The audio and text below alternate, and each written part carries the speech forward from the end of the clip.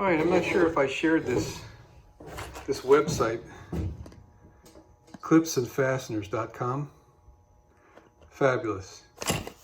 Good stuff, good prices. So I got these little, I don't know what you call them, Christmas fir tree little push-in things. And I think I got the right size, 1/4 inch. And you put a tie wrap through them.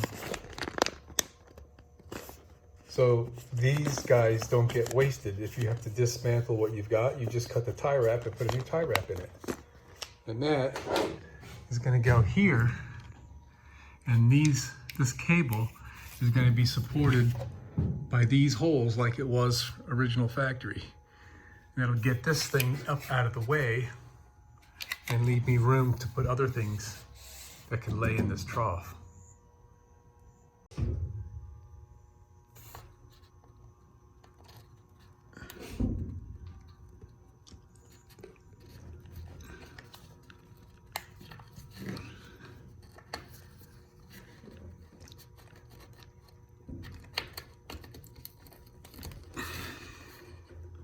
Wow, that was a hard one.